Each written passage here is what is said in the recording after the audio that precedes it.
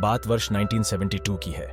Old Christian club ने Montevideo, Uruguay से अपनी रग्बी टीम को सैंटियागो, चिली ले जाने के लिए उरुग्वे एयरफोर्स का एक चार्टर्ड प्लेन बुक किया। इसका नाम था यूरुग्वायन एयरफोर्स फ्लाइट 571 या फेयरचाइल्ड।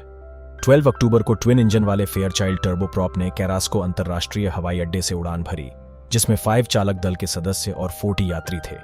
क्लब के सदस्यों के अलावा दोस्तों, परिवार और अन्य लोगों को भी विमान में जगह दी गई थी ताकि प्लेन बुकिंग की लागत निकाली जा सके। खराब मौसम के चलते उन्हें मेंडोजा, अर्जेंटीना में रुकना पड़ा। अब नए रूट से चिली पहुंचने के लिए एंडीज पहाड़ी को पार करना था। फेयरचाइल्ड को लगभग 22,500 फीट 6,900 मीटर तक की ऊंचाई तक उड़ान भरने के लिए ही बनाया गया था। इसलिए पायलट्स ने प्लांचोन के पास के दक्षिण में एक कोर्स तैयार किया, जहां से विमान सुरक्षित रूप से एंडीज पर्वत श्रृंखला को पार कर सके।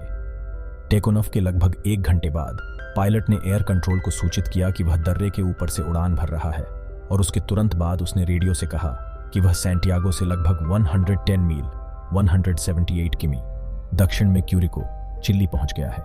असल में पायलट ने अपने विमान की स्थिति का गलत अंदाजा लगाया था, और ये एक गलती जल्द ही पूरे क्रू को बहुत भारी पड़ने वाली थी। विमान अभी भी एंडीज में ही था। पायलट की गलती से अनजान एयर कंट्रोल ने उन्हें लैंडिंग के लिए अपनी ऊंचाई घटाने के लिए कहा। इसके बाद चिली एयर कंट्रोल का संपर्क विमान से टूट गया। फेयरचाइल्ड अपने 45 यात्रियों के साथ एंडीज में खो चुका था। तूफानी रफ्तार वाले प्लेन के एंडीज पर्वत से टकराते ही जोरदार धमाका हुआ। दूसरे ही पल धूध कर जलता एंडीज पर्वत में गुम हो गया। इस भयानक हादसे में 18 लोगों की मौत हो गई। बाकी 27 लोग जैसे तैसे बच तो गए, लेकिन एंडीज की हार्ड कंपा देने वाली बर्फ के बीच जिंदगी उनके लिए मौत से बदतर साबित हो रही थी। हादसे की जानकारी मिलते ही उरुग्वे की सरकार ने सक्रियता दिखाई और बचाव अभियान शुरू किया, लेकिन प्लेन का रंग सफेद होने के कारण बर्फ से ढंक के सफेद एंडीज पर उसे ढूंढना घास के ढेर में सुई ढूंढने के बराबर था। लगातार 10 दिनों तक असफलता हाथ लगने पर 11वें दिन बचाव अभियान बंद कर दिया गया। सबका मानना था कि एंडीज के विषम मौसम में बिना खाना और पानी के किसी का भी इतने दिनों तक जिंदा रहना नामुमकिन है। उधर दूसरी तरफ बचे हुए 27 लोगों में से कुछ घायलों की जान चली गई। बाकी बचे लोगों ने अपने पास उपलब्ध भोजन को छोटे छोटे हिस्सों में बांट दिया ताकि वो ज्यादा दिन तक चल सके। पानी की कमी को दूर करने के लिए उन्होंने प्लेन में से एक ऐसे मेटल के टुकड़े को निकाला जो धूप में बहुत जल्दी गर्म हो सके।